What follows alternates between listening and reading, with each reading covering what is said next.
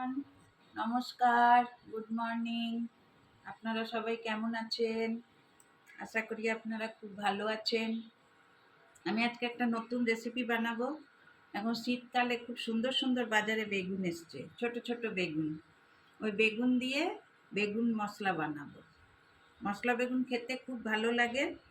আমি এই যে আমরা তো ঘরে বেশি লোক না, এই জন্য দুটো ছোট ছোট বেগুন নিয়েছি। এই 4 ফালি করে কেটে নিয়েছি। বোটাটা রাখবেন, বোটাটা ফেলে কেটে দেবেন না। দুটো বেগুন নিয়েছি। এই দুটো বেগুনে আমি আদা পেঁয়াজ রসুন আগে মাখাবো। মশলা কি কি নিয়েছি আপনাদের বলে দিই।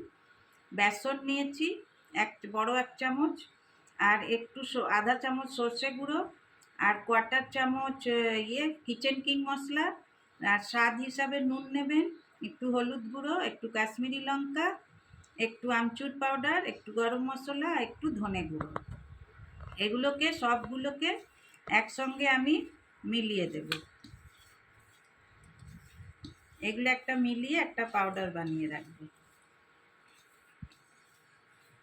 আপনারা এইভাবে একবার করে দেখবেন, খুব ভালো হয় খেতে। এখন শীতের বেগুন না, ছোট ছোট বেগুন অনেক এসছে, বড় বড় বেগুন বাজারে খুব ভালো ভালো বেগুন এসছে।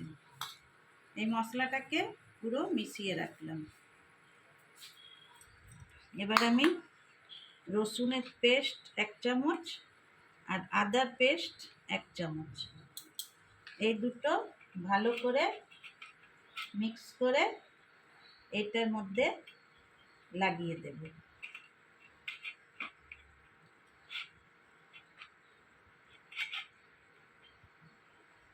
এর ভেতরে ভেতরে একটু ঢুকিয়ে ঢুকিয়ে দেবেন, যেন মশলাগুলো খুব ভালো মতন এর মধ্যে চলে যায়।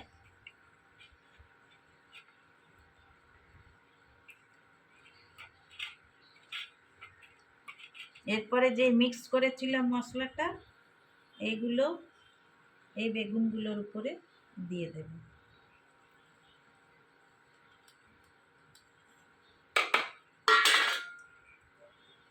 এটাকেও খুব ভালো করে এর ভেতরে ভেতরে ঢুকিয়ে দেব।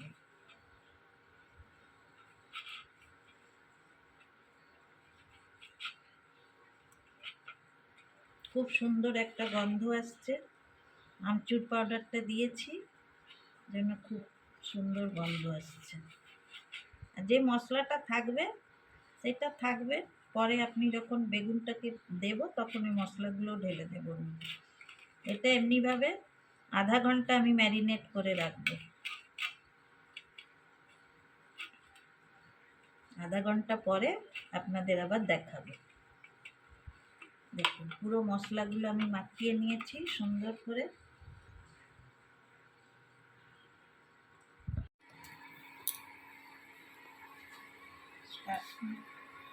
দেখুন বন্ধুরা, আমি কড়াইয়ে এবার 1 চামচ তেল দিচ্ছি। বেশি তেল দেব না, বেশি তেলের দরকার নেই এতে।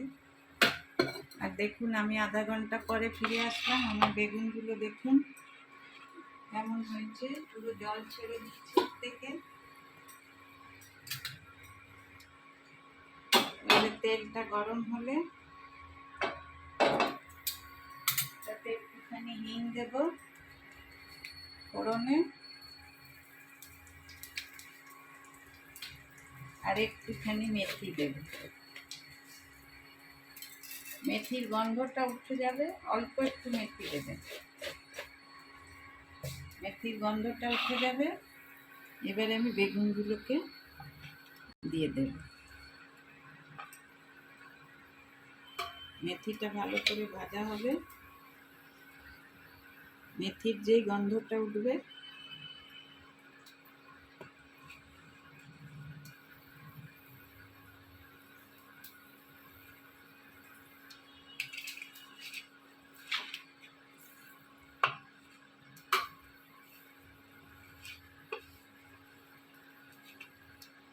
আপনারা যদি বেশি বেগুনের করেন তাহলে একটু মশলাটা বেশি দেবেন। আমি তো দুটোই বেগুনের করছি, ওই জন্য অল্প মশলা দিয়েছি।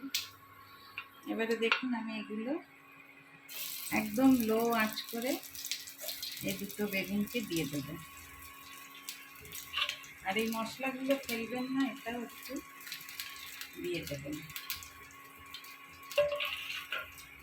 দিয়ে একটুখানি নাড়াচাড়া করে নেবে, করে এটা ঢাকা দিয়ে দেবেন। তারপরে আপনাদের ঘুরে এসে দেখাচ্ছি। দেখুন বন্ধুগণ, এটা একদম শুকিয়ে পুরো একদম ভাজা ভাজা হয়ে গেছে, মশলাটা একদম শুকিয়ে গেছে। এবার এর উপরে একটুখানি ধনে পাতা ছিটিয়ে দেব। আপনারা একবার করে দেখবেন, খুব ভালো লাগবে খেতে। আপনাদের যদি ভিডিওটা ভালো লাগে তাহলে লাইক, শেয়ার, সাবস্ক্রাইব অবশ্যই করে দেবেন। Thank you, by.